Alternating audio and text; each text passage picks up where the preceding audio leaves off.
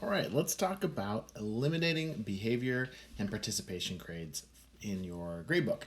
So, first off, why should I stop grading this way? And I guess the very first thing to think about is that if we take behavior into account into a student's grades, behavior is a tough thing because it is, I, as the teacher, get to decide what appropriate means in the first place, right? So I, as a white male in this majority white culture, I get to decide what appropriate means. And a lot of people say, well, yeah, but that makes sense because that is the majority. That's where all the jobs are going to be, things like that. But every job has a different level of what appropriate is. You might say that swearing is inappropriate in school and that shouldn't happen because you'll get fired at your job. Well, that's not true for all jobs. In fact, if you don't swear at some jobs, then you might not get taken seriously. So that culture is really important. And while I do believe personally that we should teach students to control their language, for example, I don't think it's appropriate to include that in the grades. So we have to be really careful. It's very likely that our biases will come through, and students who are different than us in particular, different than me, maybe a student that has a different cultural background, is likely to get penalized just for having a different cultural background, just for behaving appropriately in a different manner than I'm used to or I'm comfortable with. So that's why I want to take it out of the grade. Doesn't mean it's not important. It just means it doesn't belong in the grade itself. Okay, which gets to this point of like, so if grades are really about what the student knows and is able to do, then that appropriate behavior doesn't really fit in there. And some would say, well, but learning to be appropriate in certain contexts is important. And I don't disagree with that. I just think that that should be separate from the technical grade itself. It's just too easy, or too hard for us to be unbiased as we're doling out those kinds of grades. So on my recommendations, and this is true for in the literature, like is to avoid behavior participation grades at all, because it really does tend to bias, especially our students of color, especially our SPED students, and students who are currently unhoused. So it's important. And then if you are just taking away things like getting there on time and attendance and that kind of stuff, we're getting into participation points for engaging in classroom conversation, for example. There's nothing wrong with encouraging that, but there are students who don't feel safe speaking up. And guess what? They are the exact same students, right? There are students of color who don't fit the norm in your class, perhaps, or they might be the students with IEPs who don't feel smart enough. That fear around being looked at as seen as dumb is way stronger than most fears of getting a poor grade. It's easier to laugh that off than it is to laugh off the fact that maybe you're not smart. That's a tough one for students. So that's kind of why we tend to avoid behavior grades. So how do you do it? Well, first thing you're going to do is you're going to remove anything like citizenship or participation grades from your grade book. Just don't have it in there, right? So it's actually less to grade, which is also kind of sweet. You get a little break on this. Removing those tardy or bathroom or absent penalties. I had a student, or when I was student teaching, my teacher, they had students, they got like 3 bathroom passes a term, and if they didn't use any of their bathroom passes, then they got extra credit, and if they had to go extra, they lost points during the day. And it's like, people just got to go to the bathroom. So like, don't be taking paid points away because they need to use the bathroom. Yes, are some students going to abuse it? Sure, of course they are. But don't let that affect everybody else in the room. A big one is why. Ask why a student is absent or late. My story is that I had a student who was showing up late every single day, and I was trying to figure out what was going on. And it turns out that the student was in band, and they had to go to their locker, get their instrument, and then go to band, and all these things are like in a big triangle, the biggest triangle you could possibly make in the school. So I was like, well, just bring your instrument to class.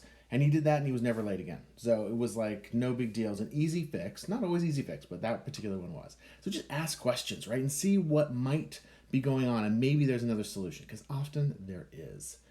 So you might ask why a student doesn't talk or participate in class. Like, hey, what's going on? They're like, I'm just not comfortable. And like, That psychology of why a student doesn't talk can tell you a lot about what you can do to support them more. So engaging in those conversations, maybe they can come in at lunchtime and talk to you or give their presentation or something in a smaller setting where they're not as afraid, or maybe they can do a video of their knowledge on the topic and then they can send that to you instead. Just some other alternate way for them to demonstrate their learning or their desire to learn, given that the fact they may not feel safe. They may not feel safe.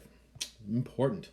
Um, Now, the other thing is like, if there really are issues, like I certainly had tardy issues with certain students or bathroom issues where they're going all the time and they're like, I hear from other students that they're on their phone in there and they're texting people. So I get it, that happens.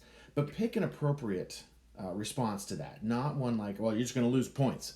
That student may not care. They're going to fine, take all the points you want. I'm gonna go hang out with my friends. Have them come in at lunchtime. Have them come in before school. Have them come in after school. Get their parents on the phone if you think their parents can help in the situation. So like do something that makes more sense, that might actually fix the problem. It's more appropriate. Have them, if you have them come in at lunch, and then you can give them tutoring one on one. So like thinking about solutions, things that might actually improve the situation as opposed to just punishing them. That's a big one. It really is a big one. So now, let's talk about pushback, because you're definitely going to get some pushback on this one. I feel pushback on this one. When I first read it, I was like, what are you saying? Because I was thinking, you know what? It's really important for people to have good work ethic, show up on time, don't get late, and all those kinds of things. Like, make sure your work gets in turn on time. That's important for a job, right? Well, first of all, these are somewhere between 12 and 18-year-olds. Sure, some of those high school students, they do have jobs and they do need to show up on time. But they've got a much bigger incentive than a grade. They've got money, and that's a much bigger incentive. A grade does not incentivize me as much as money does. So if we want extrinsic rewards, like that's the good one. That's a big one.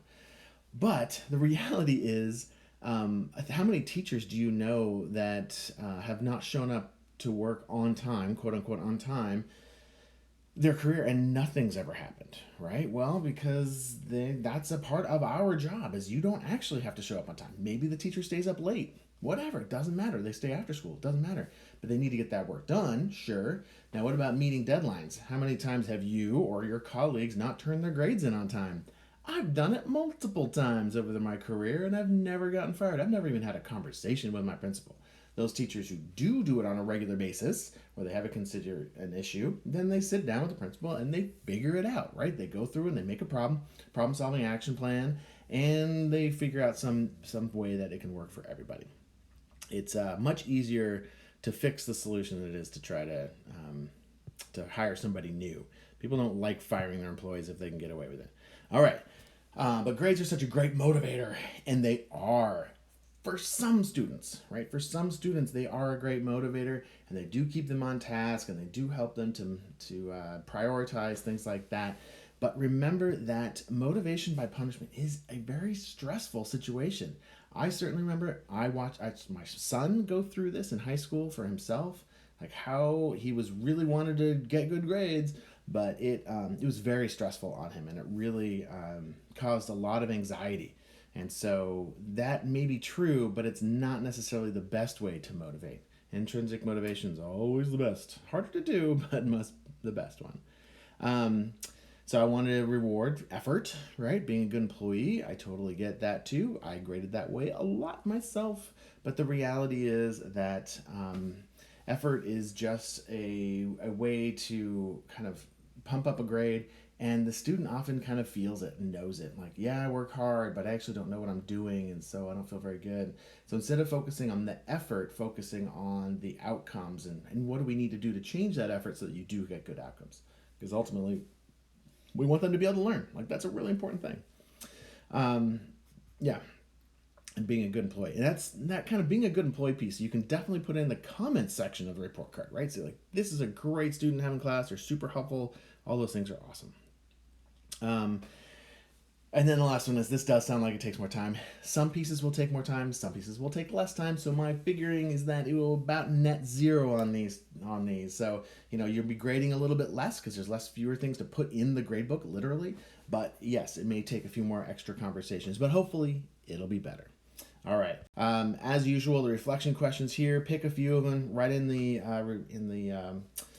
discussion board, and yeah, tell me what you think. All right. See you in the next video.